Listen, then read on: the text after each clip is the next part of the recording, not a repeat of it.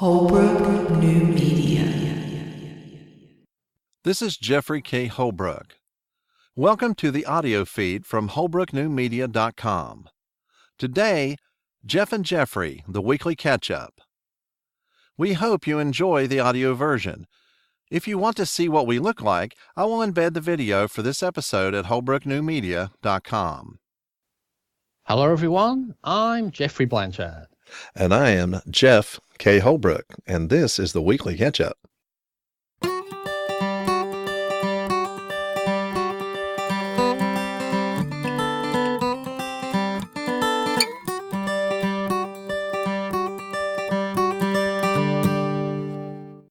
And we're back. Yes, we are back. It's good to be back. Yes, it is good, definitely. I thought I'd wear a summery shirt to make it feel all summery, where it's nice and cold here. It's middle of winter, so and you're in sort of middle of summer, aren't you? There. So. Yeah. Oh, yeah. We're definitely July is the middle of summer. I would say we're trending on toward. Of course, fall doesn't start until later in September anyway. So we have four distinct seasons here. Yeah, but you like us here, you hold on to it as long as you can. You say it's summer, then the next day it's fall or autumn. So, well, just for about 3 weeks here, though, it's just now started getting like back up in the 80s again. It had been pretty fall-like weather for the last three weeks or so. I really like it. I like the fall. It's my favorite. It's my favorite time of the year. Yeah, well, I don't mind. We've had, like this year, we had quite a nice summer, so quite a bit warm days, but also a lot of cool days in between, which makes it really, I don't mind hot weather as long as it's not hot for weeks on end. I like it hot, and then it's a cool day and hot again. I don't mind that. So I'm going to adjust my camera just a little bit because I feel like I'm sitting down kind of low. Just a second. I'll just sink down a bit more. Yeah, that's it. So let's have a look on. See how you look on the full size. Yep, and even on that one's okay. Yeah, we're just a bit over there. Excellent. And we're still all right. See, look, all there. I like it. On all it. Yeah, good. I ran across something yesterday. I was listening to. It's a show I listen to every week. It's called the New Media Show, and Todd Cochran, who is the CEO of Blueberry. Actually, Raw Voice, I believe, is the main company, but Blueberry is a main competitor to Libsyn for podcast syndication, because I use Libsyn for mine. But Todd's a champion of the little guy podcaster, and him and Rob Greenlee from Spreaker, they have this show, and it's just basically getting on there and talking about whatever the latest news is in the podcasting space and everything.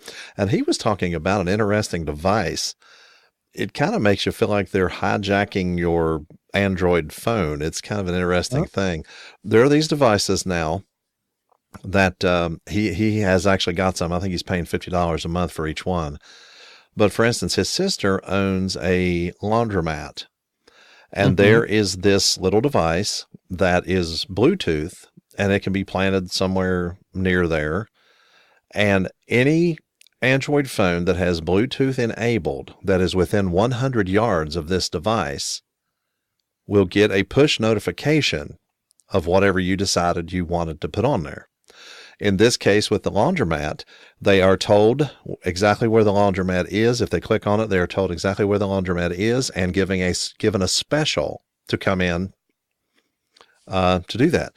And he said that they're getting a massive amount of foot traffic into this place. I think he said 60 a day or something coming in that have seen this push notification on their phones. And whenever you get out of range of the thing, then it just goes away. If you didn't click on it or, whatever, it goes away. So you're just minding your own business, and all of a sudden you come within range of this thing and you get a message on your phone. People look at it. Who's that?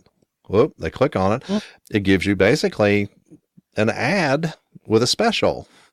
Now, it doesn't have to be an ad with a special. He lives in Hawaii, and he also has one in his car.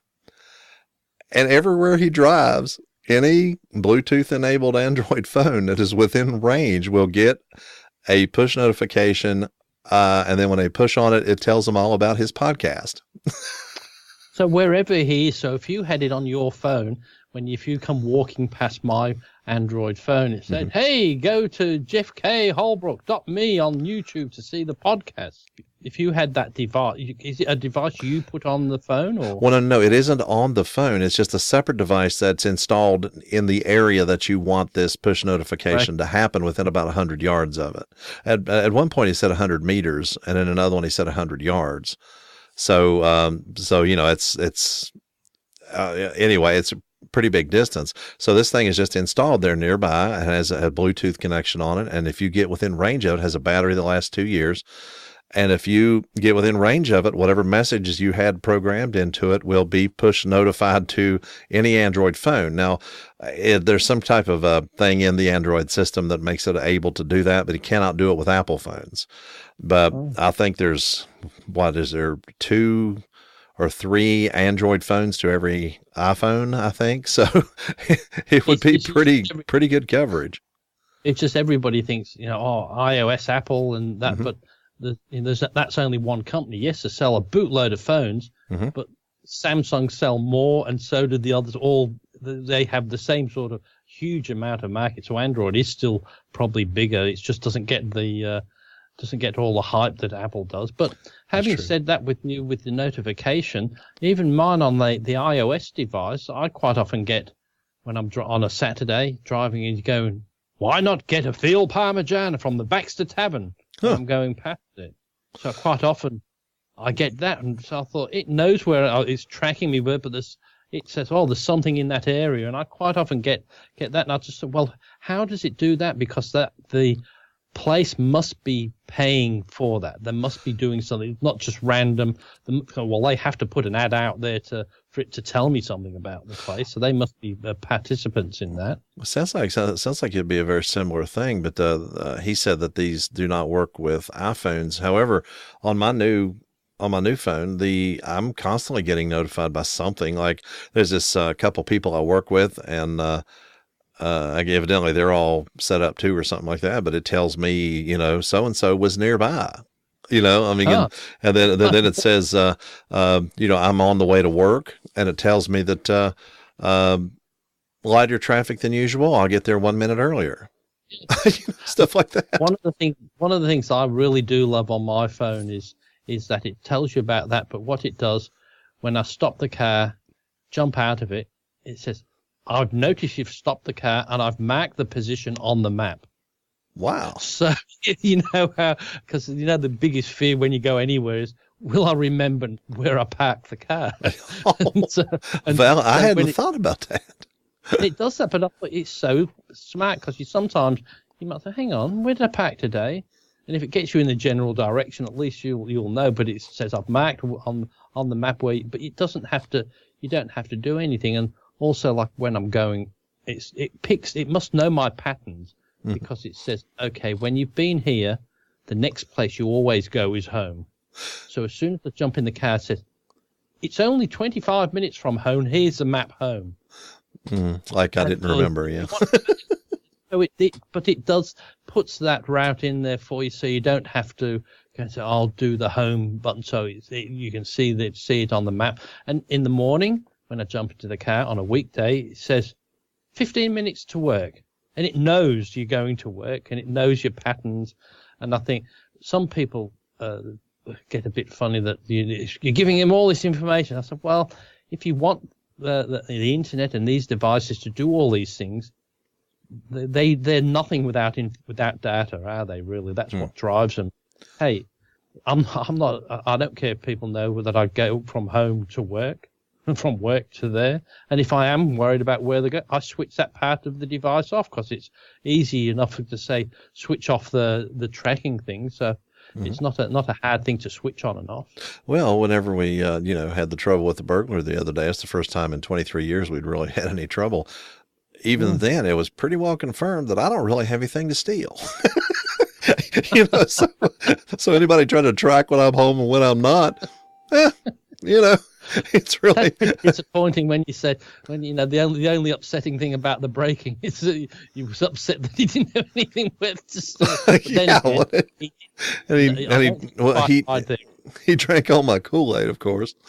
Well, I don't think you were right. He was just didn't think anybody was there. He was going to drink his Kool-Aid, have a bit of a rest, get up, then steal all your good stuff. Yeah, after breaking, he broke quite a bit. Which, by the way, we finally got the glass installed in that French doors. It took us almost 2 months from the date of the break-in to actually get. It took 6 trips to Home Depot, and finally they figured out I had to order the glass from a different company. Because it was a gelled wind door, which is a pretty prominent door brand, and Masonite were the only ones that had the door in plain glass like ours was. We didn't have any cross patterns or anything in the glass, and it was just a solid, what they call a full light. It was like a 22 by 64 panel, and it comes as a modular thing. I mean, we took the boards off, did some screws on one side of it, and the whole window is assembled with the trim. And then you just, it floats in the hole, and you just press it into the hole. My wife and I did this ourselves. You just press it in there. It has caulking around the trim on the outside already. Then you put the trim on the inside, put in some screws. It's installed. I'm serious. It's just a modular thing. It just floats free in the frame, and you tighten it down, and there you are. I said, don't get me about it so easy. It would have been in 50 pieces if I'd done it. I would have smashed it, and put a hammer through it or something. You've told me about not being able to hammer a nail. We've talked about that before, but whenever it comes down to it, I don't see how you could have really messed this up. If you're half what you've told me, I don't see how you could have messed this up. I mean, you have to have a person holding on the outside while you're tightening down the screws and stuff. And I used a big screwdriver, one of those electric jobs, and just put the thing right in there, and there you go. I think what it is, though, it's like everything is. People have confidence in certain things and they don't in others, but it's exactly the same sort of skill, but they don't. Like, I'm just looking at my MacBook Pro, and it's a 2011 one, but it's still it's a 17-inch, and they don't do them anymore. Mm-hmm. But it's quite a good machine, but it's just that bit slow, and what's slowing it down, it's got just the normal 800 gigabyte hard drive. We have someone in the chat room. Oh, you do? So say hello to them. Say welcome. It is J.L. Gill, Jonathan Gill.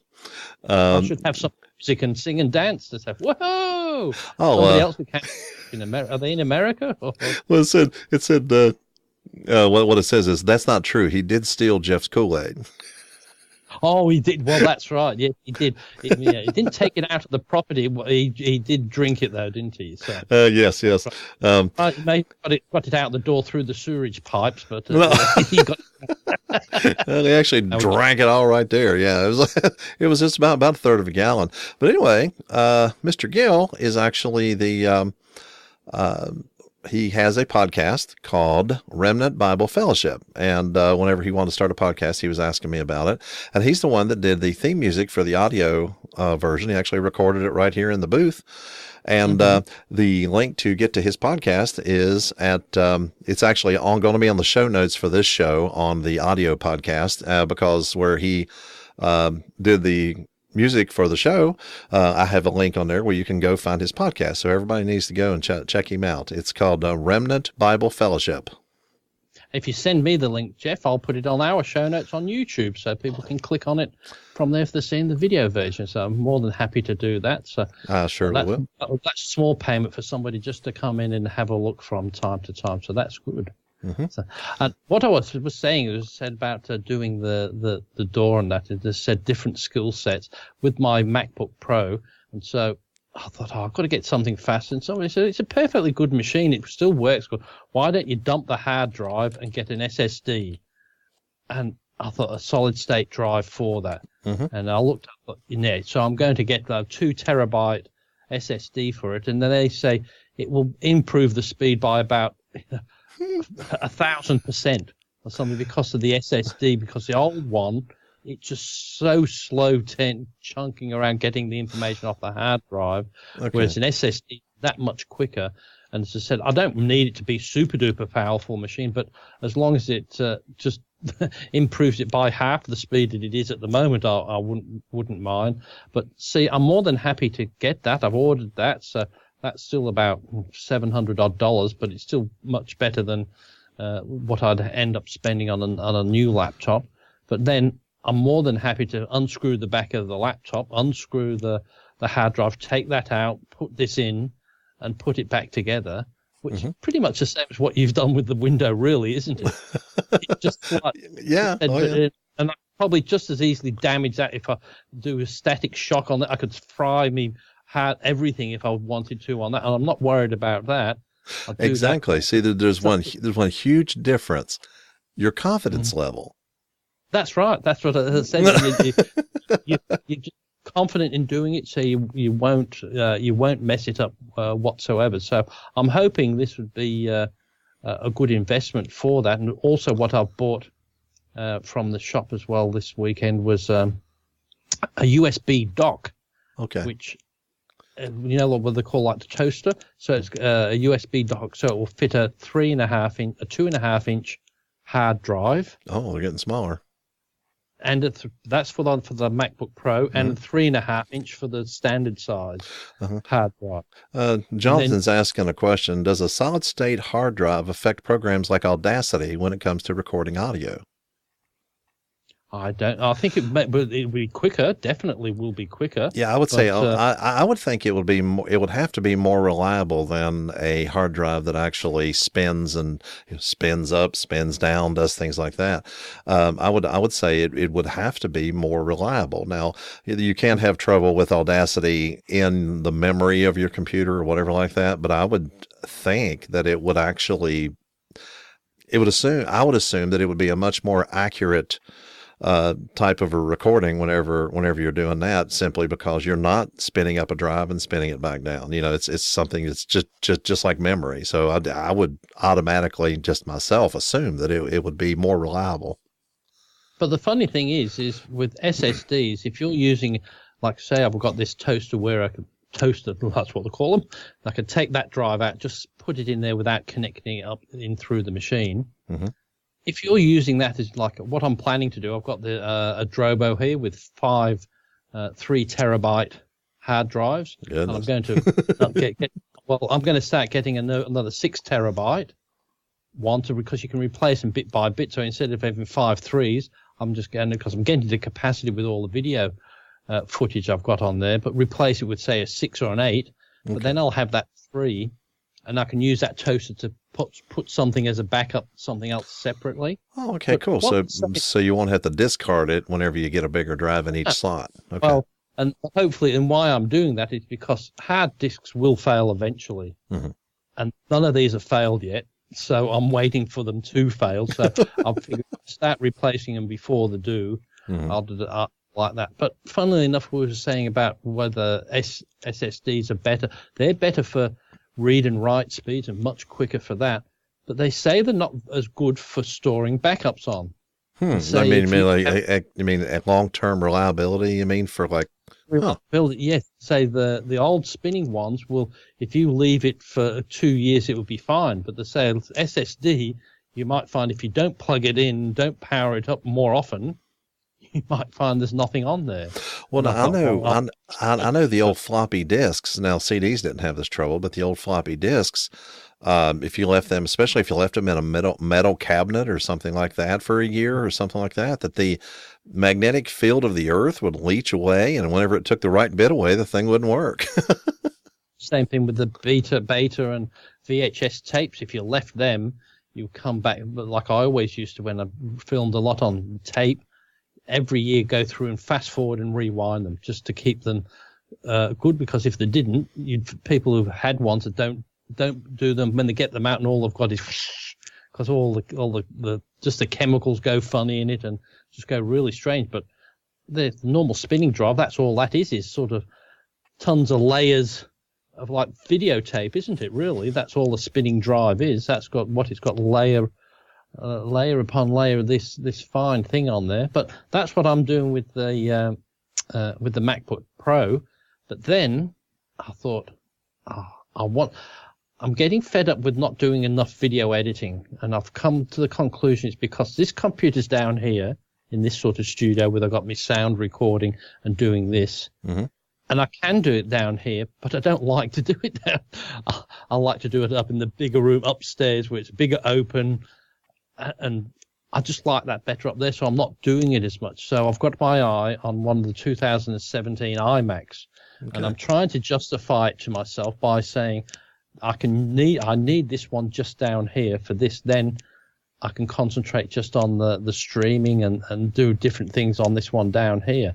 But I could, I suppose, still do some video editing. But the newer iMacs do have a better, faster speed and just better resolution on the screen and just better all round. And they're a bit cheaper than they were the other year. But this one, it's becoming a dinosaur now. That's nearly 5 years old now. So. Oh wow, yeah, that's ancient in computer years. I wonder how many years. You know how they have dogs and cats have X number of years per human year, like 7 years or something like that. And I wonder how many computer years versus human years. It's probably like 20 years per year for humans. You know, yeah, this computer's 5 years old. That's 75 years for you and me. Right, yes, and sort of say, that computer's 3 days old. That's 10 years in human terms. At least. Yep, so 1 year's about 50 years in human ages. So by the time it's 3 years, it's about 120, and it's way past its use-by date. So on that, but I'm quite amazed with the Apple. I know some people either love them or hate them. But the one thing I do like about this one, I don't think if I had a Windows machine, a 4-year-old machine, I don't think I'd be still using it. Well, I don't know about that. Mine is 3 years old, and it's it's getting closer to 4 after the first of the year, maybe in the spring. So about 6 months from now, it'll probably be about 4 years old. It's still got 16 gig of RAM, and it's doing everything I want to do. Now, it's one of the good things about it. You can open it up, and it's got so much room in there, you can almost stick your head back in there, but you can upgrade everything, memory, the drives. I mean, it's just got extra bays. I mean, and so, I mean, I'm serious. It's a big old cabinet. So you can do anything with it you want to, you know, whatever it's upgradable as upgradable as they get. And so I thought about putting more memory in it, but I haven't really run into a situation where I absolutely need it yet, you know. I think with computers, I think at the moment it's got to that stage where they're plateaued. Whereas before, there was every 6 months there was something so fantastic you had to get, but now I think they've got to that stage where everybody can do, like, most people, all they want, can they do emails and surf the internet and watch YouTube, and that's what they can do. Whereas when me and you started off there, that'll do that. when me and you started, you had a computer. If you got on the internet, the CompuServe or something like that, just to talk to somebody that wasn't in that computer, just to get it out onto a network. We were thrilled to bits. Oh, and yeah. So, I mean, you remember 300 baud? Yes. And it was just fantastic. And then the next one come out but if you buy the next X series wang bang thing, you will see a picture. Oh, mine doesn't do that. Oh, a picture? Oh, yeah. Not just an actual photograph, not just ASCII characters. Yeah, and then we'd have to get that. But now, so my picture loads in like that or that quick. Who cares? It's there in a second. I really don't care. And I can see the video. Yep, that's fine. Mm-hmm. So there's not a lot. And like we've said before, I think it's the chips got to plateau. There, it's more of the GPU instead of the CPU these days. It's that graphics performance. But that's the one thing with the new Apple. It's gone from like even this one. It's only got a 1 megabyte video card. The one I've got, but the new one's I think's 8 gigabyte.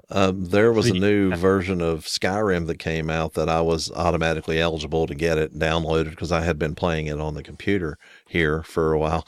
And so I was eligible to download the new version. Yay. Well, all of a sudden my graphics card had absolutely no idea what to do with that.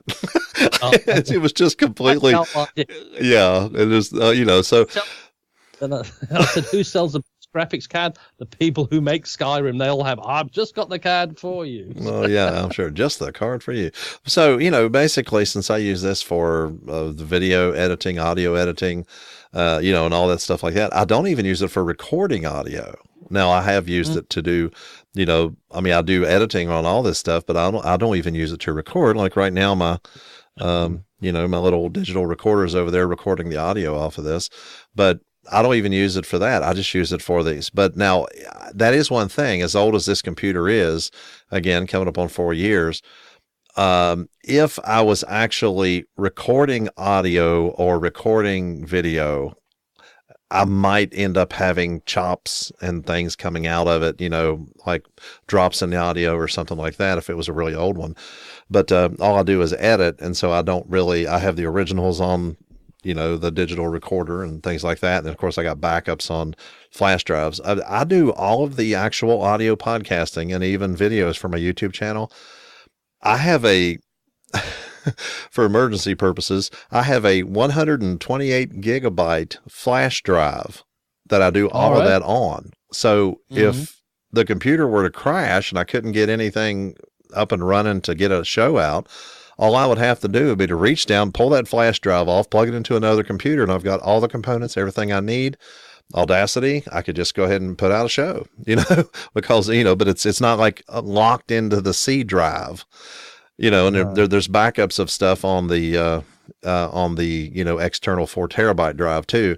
And so I've got multiple, things. It's all here local, but it's multiple, but I can just pull that flash drive anytime I need to, go to another computer. It's got all the components I need to go ahead and put out a show. It's funny though, you said with me looking at the new Mac, the one that you look at, but I just don't know how stupid they expect us to be though, at Apple sometimes, because all of their computers, like the ones you can have different, like the ones at least the iMac, I can upgrade the memory. So, and you'd be mad, like you can buy it either with 8, 16, 32 or 64. And like most people, I want the 64. Well, that's fine. But if you do the 64, Apple will charge you $1,600 for the privilege to do 64 gigabytes of RAM. Goodness. Where you get the cheapest one with 8 that comes with it, go to Amazon, and for 500, well, for me, for about 540 without being on special, that's what it costs. So it'd be about 400 here. Yeah, and they're charging another $1,000 because it's Apple. And like, it's hard, out, click. And like it does a door, there's a button that pops out the door, the little handles that put the memory pops out, you pull the old 2 out and put 4 of these ones in, push it to, it's done. There goes that shining confidence again. That's what I'm about. Pop out and push it. See that I've done all my computer modifications. Yeah, I've put the RAM in and out of 2 computers. That's my one on that. But then I don't know if you've heard also bringing out what they call the what are they calling it? They're calling it the iMac Pro. The Pro. Ooh. An 18-core processor with up to 128 gigabytes of RAM, and all. But this is where the catch is. This would be great for the high end before, but this is a catch. This one you cannot do the memory yourself. It's all white. So when you buy it, they'll sting you about $4,000, I suppose, for the 128 gigabytes of RAM. And I thought that's the only thing it puts. But anyway, it's not in the market because it's the sort of thing. It would be great for a high-end people who's putting movies out that's getting paid $1,000 a day to do something. That's what it's for. It's for somebody like me. I can wait 20 minutes or whatever. It's not going to make a huge amount of difference for me. Whereas, especially when they're starting the base ones, I think about $4,500 US. So they said that the ones with most people's configurations, it's going to be at least $10,000. And I thought, gee, you need to be serious to do that. But I think I'll settle for the other one. And in Australian dollars, the one I'm looking for, I think it's about 4,100. Okay. But that's Australian, so about 3.6, I think, or 3.5 yours. But that's spec'd up, getting the top one, but with the lowest RAM, because I'll buy my own ones there. And like I even looked, even with the transfer fee and with the American dollar and all that, I can still, because I've got a $75 credit with Amazon, I could get it there. It would be $150 cheaper for me to get it from Amazon than to buy it locally here. Oh, wow. And that's still with Amazon charging me $69 to send it. Mm-hmm. And so it's better off for me to get it from get it from there as well. So, but it's just quite strange how I would love to buy it locally, but I thought I always struggle sometimes when I've got something a credit in Amazon. What do I use it on? Because it's not. If I was there, that'd be fine because it gets delivered. You've also got to take into consideration the delivery fee and whether it's worthwhile. So I always really study my purchases from there. But hopefully this time next year, the Amazon will be here locally, and I might not have that trouble. But I fear, yes, we'll have a local outlet, but it'll be just as dear as the other ones are here anyway. I'm curious. It seems like to me that the main reason to bring it in would be to get more business, not just because they were close, but because the prices really should be better. And I mean, that would be the main reason I would think for moving one down there. It won't cost them as much to ship. And then because they'll be sending everything there anyway, and then you could just go to the store and pick it up, or they could just drop it off to you here locally or something. What they will do here, they'll kill the market if they do, is if they do what they did in America, and like pretty much everything's free delivery, isn't it? Yeah, I mean, anymore. As a matter of fact, we don't. There are things you can pay for, but we automatically, specifically look for free delivery all the time. My wife's a real stickler for that. And the thing is, that's what annoys me when people moan and groan about, oh, you should support local businesses. It's killing. I said, well, I try to, but there was one thing I wanted to order from a company in South Australia here. It was a green screen muslin mat, and it was just in South Australia. And they was wanting to charge me $20 for delivery. Okay. On that, whereas I could order it from China, the same on the internet, and it was something like $15 as opposed to $40 whatever. A free delivery.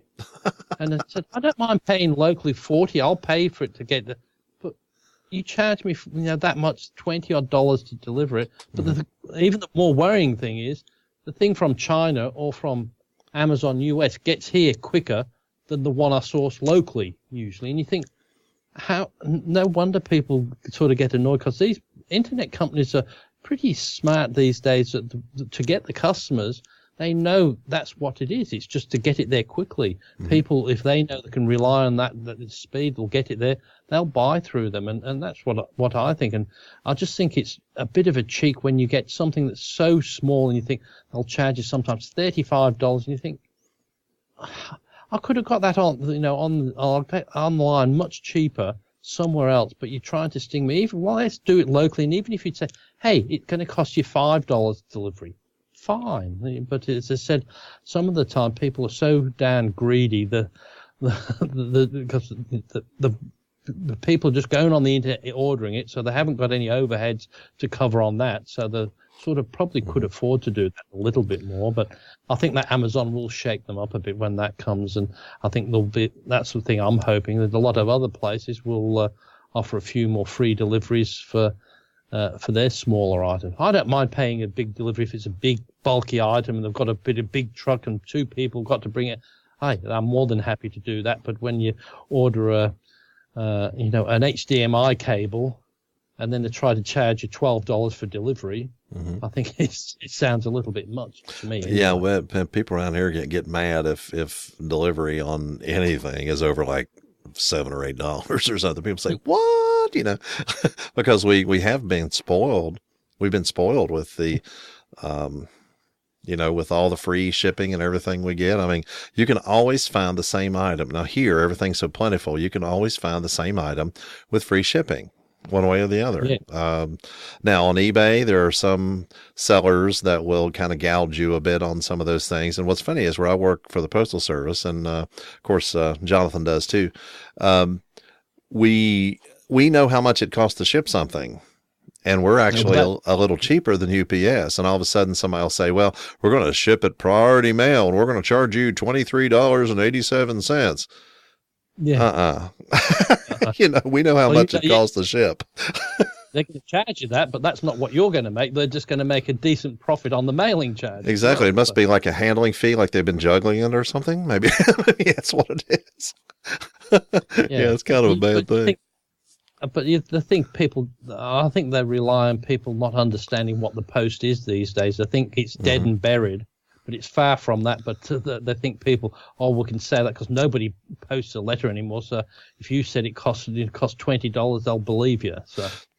Yeah, well, it may eventually, but I don't. I hope it doesn't. I was listening to the show. I always listen to the audio. First thing I do after we get done, before I actually do the editing on the audio, I will watch the video show on Relatcasts, like Jonathan's doing right now, and then what you've done. Huh? What you're going to say? Well, there's going to be some blank spots. Oh no, that's fine. I always watch that, and then I see it. Also, sometimes it'll give me a final idea for a title or whatever like that, and I'm going to see if there's anything like whatever we had our little bit of a thing where I froze up there at the minute. I continue to hear you the entire time. The audio podcast is probably going to have whatever I was saying over on this side because I'm doing a local recording, so it's probably going to be fine, but I don't know what happened to the video. But I watch that first, then I come and I do see if there really was anything that needed to be cut out. I don't do any editing, really. I cut the ends off of it and then just go ahead and something. Yeah, just kind of go with it and add the music and do the things like that. But I was listening to the audio podcast yesterday. And whenever I do it, I've got it all set up to where I don't even have to use headphones. I've got my studio monitors here, the little studio monitors, and so I just edit it here. I know what to do on your channel. I know what to do on my channel. Do it, put it all together. Everything's great. Yay, and so I don't have to test it and make sure it's okay because I'm doing exactly the same thing with exactly the same settings, and everything's fine. Well, I listen to it here. I don't listen to the whole thing here. I just do the ends and make sure it's fine. And then I listen to it in the car whenever it comes out to make sure, whatever show we've sent out is in the, is going okay and everything went fine. There wasn't anything I sent out that wasn't right. Well, then I normally just listen to it in the car. Well, I was listening to the last half or the last probably third of the show yesterday on Bluetooth headphones at work. And so I'm in there and I'm listening and I'm thinking, what is that sound? Because I make sure everything's quiet and, I do noise reduction on both your and my channel and, and it comes down to it and it was kind of like, what is that sound? And it's crickets. Oh, what's it? And you're coming back from you. and so what happens is, okay, right directly behind my monitor, right here, behind the camera, less than a foot away is an outside window. And I live in the woods, and the trees are right up against this window almost. The trees are just right there.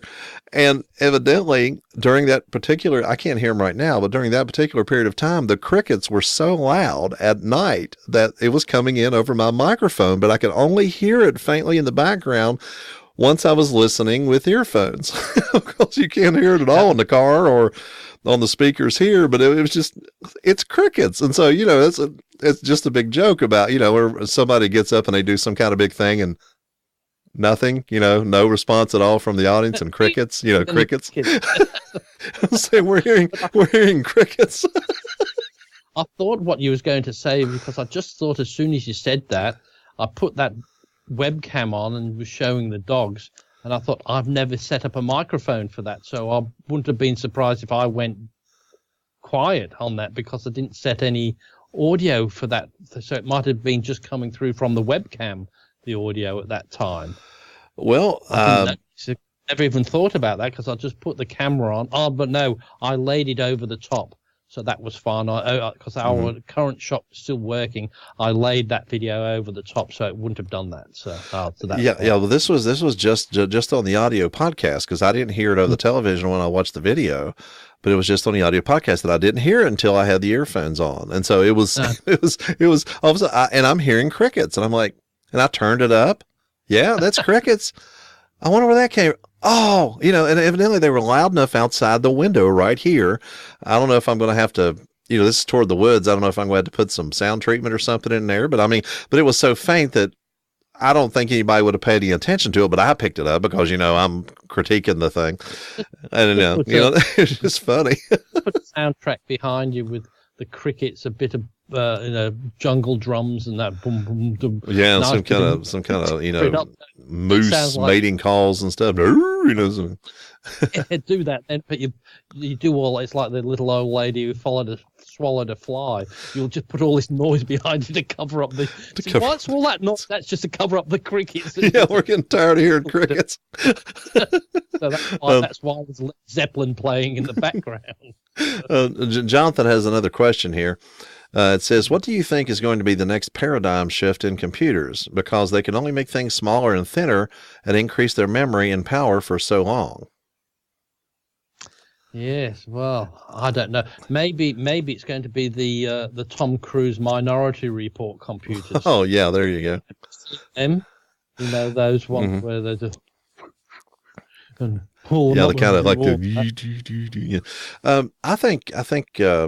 I think they've really gotten to a bit of a plateau already for how the sizes, because they were making phones smaller and smaller and smaller, and then whenever they became actual computing devices, they've started making them bigger again simply because people need to be able to see what they have. And so that's where these tablets and things are coming from, and a lot of computing is being done on those. But at the same time, we were talking about this in an earlier show about the type of computing that would be done, that a lot of the actual computing power would be off-site. Whenever I did you get to hear the one where I did the interview with my brother that works for the large telecommunications concern? And he was talking about the what he thought was going to be happening, what he was hearing was going to be happening, because we were talking about maybe a mainframe, and then I know a specific thing right now where you can process audio by uploading your raw file to this company, and they have this mainframe or whatever, and you upload it and they process your audio and they have these algorithms that make it really, really good. And then you download it again and it's finished audio.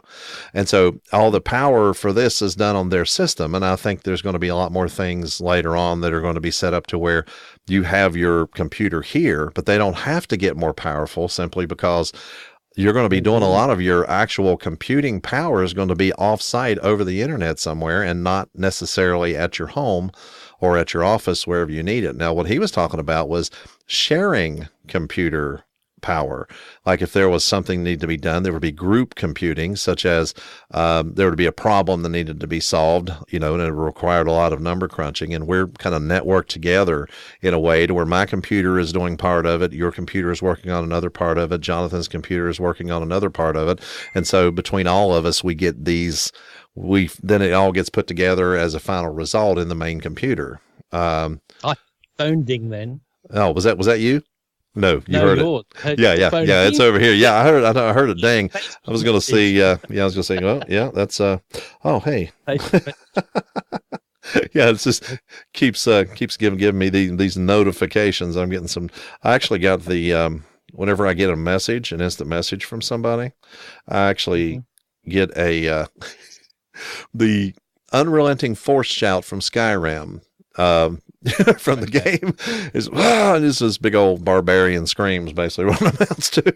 And is that what the game does? Sends you messages, does it? So. Well, actually, I just changed it to where the notification sound is this barbarian guy going Fusro da, so it's like, anybody who's ever played the game, they totally recognize it. So. But getting back to what you were just saying about machines, I saw a while back with there's a machine, things like a phone, but it projected the keyboard onto a surface. Oh. And you could touch it. You knew where then it would project off that the contents onto the screen, onto a wall or something like that. And I thought, gee, when they perfect that for the battery, if they could get extra. Then you could have your computer in like your phone, stick it in somewhere. It would broadcast a full-size keyboard on the solid area, broadcast the screen onto a nice white wall if you could do it. But I mean, that was I thought that the options that could be there, like you said, it's probably plateaued at the moment with what the phones and that do, but the way it gives you the information. And I was just having a conversation today with somebody about how some things that you have to do gets quite boring on a desktop computer, but you give somebody a tablet and then that same boring thing, they're quite interested to sit there for 20, 30 minutes. But if you ask them to sit there 20 and 30 minutes in a desktop, I'm bored, it's horrible. But if you ask them to sit down in their chair, looking at holding a tablet for 20, 30 minutes, people are more happier to do that, aren't they? It's just strange. I found that playing Skyrim right here, and again, I have a 21-inch monitor here, have better sound, with these nice studio monitors and stuff like that. I didn't like sitting here playing Skyrim. I wanted to be kicked back on the couch with my little controller. And of course I had a controller with this too. Kick back on the couch, now we have a bigger TV down there and just relaxing playing the games. I spend so much time sitting here editing audio, editing video and everything like this. This is a workstation and this is not a place where you play. And even though this is a really comfortable chair, I don't want to spend hours sitting here watching a movie or playing. It's just a different environment. I want to sit down at the television and do that, on the couch and just kind of stretch out and, kind of lounge around a bit whenever I'm doing that. It's just a different activity. Yeah, I'm the same. I don't think I've ever watched a movie on this computer because I just don't want to, as I said, that's what the lounge switch is for, to sit down and watch a movie in front of the TV there. Mm-hmm. Computers aren't for that. Even like when you could only get them years ago, some movies on a computer, I wouldn't. If I could only do it without transfer, I just wouldn't sit in front of my screen to watch a movie. Well, I don't even watch YouTube on the computer here anymore because since we can get it on our Roku, we watch it down there. And one of the things I don't like about that, though, is occasionally I want to comment on one of these videos. I want to say something, and you can't. I mean, now it is possible supposedly to get a keyboard, wireless keyboard or something to use it, but I don't know if it's even has the capability of allowing you to actually comment and, things like that on their videos.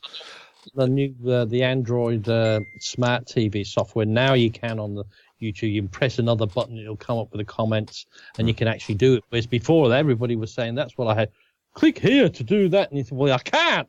No. To the top level, you can see all the things, but you can't comment and say, I like it or something like that. On some of the newer ones you can, but I think on the old Apple TV you couldn't. Mm-hmm. You could just watch the YouTube, but it wouldn't allow you to comment. So you have to go back to your laptop. I thought, I'll go back to the history when I get my laptop out.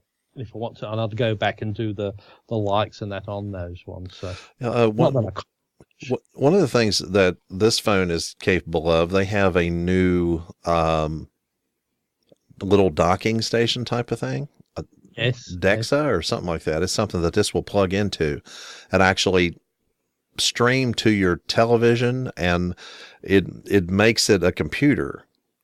So this can be a computer. And again, now being able to have enough space in it to project the keyboard and to project the, and then respond to that and things like that. But this they do have a little docking station that you can plug this into that actually turns this into your computer. So right now, if I want to edit a video, because I'm doing a bunch of videos on this, as you've probably noticed, I upload it to Google Drive and then download it into this computer, do any editing or anything like I want to do. I add my front end on it and all that, and then I upload it to YouTube. Well, supposedly you could actually do apps and do the whole thing right here and then have a large screen to actually do the work on, but again, I'm old fashioned enough to want my workstation right here to where I can actually do meaningful work. Whereas the phone, now it is turning into a real nice, video camera and stuff like that. I'm really happy with the quality of the videos that I'm getting out of it. But as far as like the editing, things like that, I don't want to do that on a phone. I want my keyboard, my mouse, my, voiceovers and everything that I'm doing here. I'll totally want to do that here. I heard this week, I saw on the internet that Samsung are going to release a Galaxy Note 8. Oh, okay. That's the kind with the stylus, right? Yeah, I didn't think it was going to go down that much. I think it's long enough since the Note 7 debacle, because really it's a lot of people like that format with the pencil on there. So I think it's probably a smart move, but I didn't realize we were going. I just thought yours was the replacement, and they weren't going to do the Note anymore. So this one here, they've totally solved the battery problem. I can get 2 full days with heavy use out of this thing, and then it charges. From the other day, I charged it from like 10%. I let it on my days off. I'll let it go 2 full days, and then from 10% to 100% in just over an hour. They're fantastic. Even my old Note 4, when I had that, you could get nearly next to empty, and within an hour you'd have nearly everything done. It was when they said a rapid charge, it really was rapid, and I think it only was the last 5%. It would take a few hours more if you wanted to, but usually that's more than enough to get you through another day and a half before you have to plug it in again. Well, the phone that I had before, I had to plug it up. I would get home from work early in the morning, it might be 2 or 3 in the morning, whatever, and I would plug the phone in immediately and leave it there for the day. And then I would get up, and then I would have, at the end, I was turning it off only, and then I would turn it back on and fire it back up whenever I went to break, when I went to lunch, turn it back off again. This thing here just stays on all the time, and I wait until I get up to get ready for work, because we have dinner together, and, we spend about an hour and a half together, something like that, and that's plenty of time to charge this phone. Before I go to work. So I wait until then, let it run down more, and then go ahead and charge it in that hour and a half, and it's ready to go whenever I go to work. The only thing I found with mine, sometimes when it was running down, sometimes everything was stopped, or things that I thought was going, they were all stopped, but really it was still running down. But then if you switched it off, totally rebooted and switched it on, it would last much longer. And I think sometimes there were things going in the background that you couldn't see, that it thought it had stopped it, but it hadn't, and they were going in the background. That's all I could think about it, because when you switched it off and rebooted it, so it had to do it used to go for days. Like you said, you get a good 2 days out of it, whereas sometimes I'd get there and, hey, hang on, it's not 3/4 of the way through one day yet, and I'm nearly down to just 10%, and I thought, plug it in again. But that's the only thing I just had against it, was the Apple. To me, it doesn't do as much, but it doesn't seem to. I seem to have better control on it. But then again, I still love the Note. It had better features, the Note, or just the Samsung. So I'm in a love-hate relationship with phones. I like my app, but I loved the Samsung too, because for video and that was the best. I think it was much better than my current Apple phone. But then again, that forces me to use my other cameras as well. So yeah, this phone here is the first phone that I have had a relationship with. The other phones I had before this, the older phones, they were tools. They were things that you used to make phone calls, or did whatever. Yeah, it is. Sleep with your phone. Yes. But this thing here can do so many things, and it does it so well. It does it. I never anticipated how good a job this would do on all these different things. And so I've been really, really thrilled with it. And it surprises me just how good it is, but I can rely on it and there's so many other things that can be done with it that I hadn't even thought of. Ever so often, my wife, Dee, I forgot to tell you, we got her one the other day. Oh, okay. Yeah, we went ahead and got her one of these too. And so she was liking mine real well, and hers had started slowing down, and it's a couple of years old now. So this one here, though, I think it's going to be pretty good for quite a while, because unless there is a deterioration in the battery life, which there doesn't seem to be, it doesn't seem to be getting any shorter. If there's some kind of deterioration or something, but this thing here has got so much memory. And I guess it's one of the things about buying a phone that's at the top of its game, as opposed to buying an older model or something. This one is going to last quite a while before. That's what I always like, getting the top of the things that you want, because if you don't, you're always left wanting. Even if you don't need all the features for that, you can decide not to use them. But if you want to use them and you didn't buy it, you're stuck with the old one. And like you said, the thing is with the batteries, phones, you're going to get a good life, because a lot of batteries just don't like being left unattended to, whereas a phone, you're always constantly running it down, charging, whereas that's where other batteries go, like a camera. You don't use it for a week. You haven't really done. Then you stick it on charge to top it up, and then you film for an hour. You don't use it all. You stick it on the charge up. But a phone, you nearly always use it. There's very rarely that you use it for 5 minutes and connect it. You use it either for a full day and get a decent use out of it, then charge it up when it needs it. So there's they do that, and the batteries really. What do they say? Roughly about 500. Is it 500? Discharge and recharges. That's what most ones have, but that's what they say. But I'm sure if you're doing that 500, every day, that's just a little over a year and a half. That's full top to bottom. But that's what they say. But I still don't believe that, because I think that's. Well, I've seen batteries go a lot longer than that. So I really don't. So I've seen people at work. There are people that work that charge their phones sometimes twice during the workday. I mean, they're there 8 hours, and there's people I work with that are using them plugged in. Since I work in a kind of an office area, it's actually in a security cage is where it is, but we have plug-ins, and there are people that are actually using their devices plugged in while they're there. Again, since I got this phone here, it's just that you just take it and don't think about it.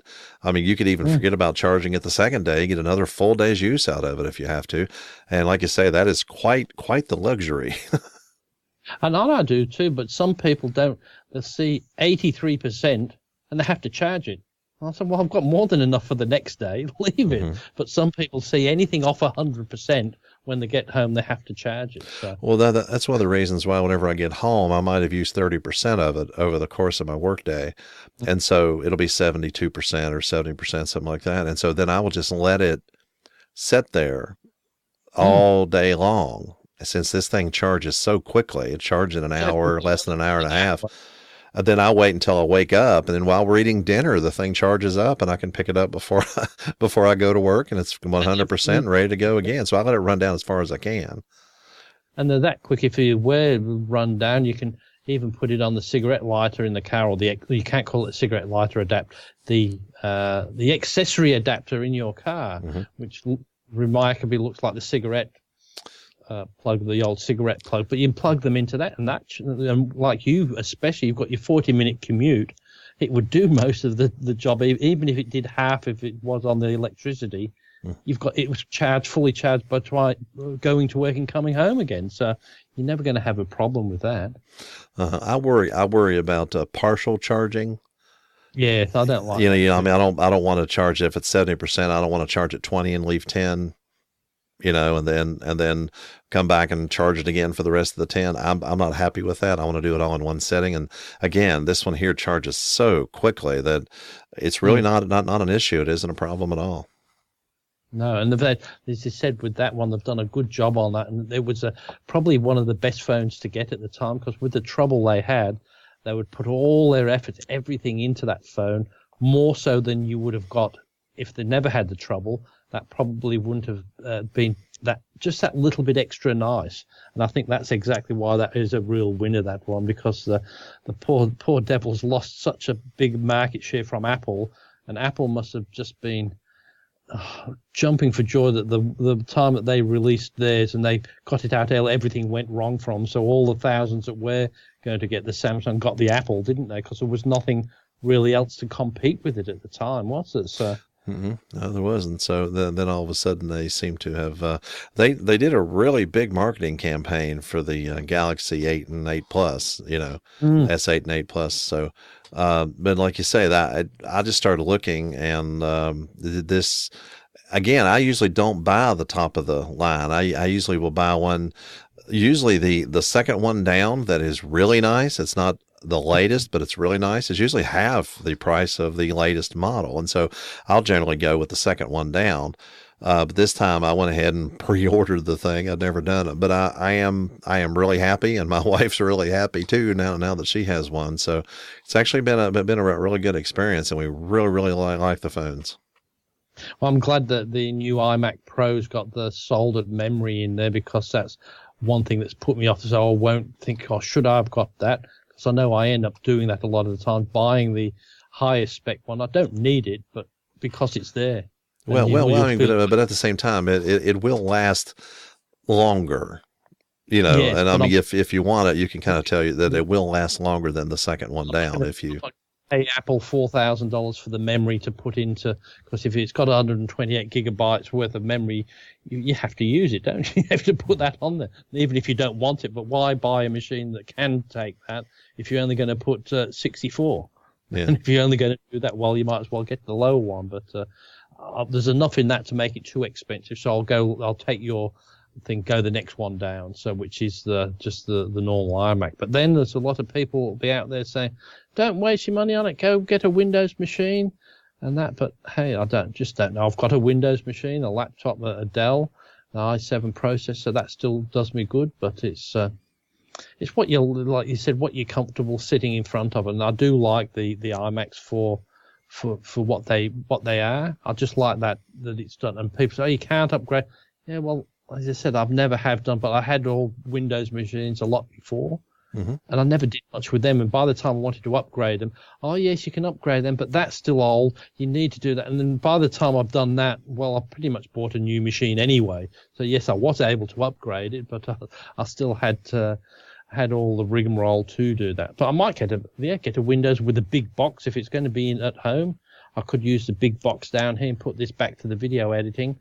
But then I can't justify that because I'll say, oh, well, this one's still a bit slower for editing for what's out there at the moment. But hey, just got to figure out, do I want to spend $4,000 or do I not? So if it's something, remember how you justified the keyboard, that was something that you knew you would be using every day. And so that's what I do love that. And I wouldn't mind getting the new computer because it'd get me back into doing a bit more editing. Sure. Because I do love doing that, but I've been sort of watching DVDs instead, doing video. But because it's in here, if it's upstairs where I've got the keyboard and that, I don't mind. I'll do some there, go play on the keyboards, and then come back to that. Whereas I don't like coming back down, sitting in. Well, it's not, but I suppose it is a gloomy room because you put the sound protection if you've got everything shut up so you don't get light when you're filming in it.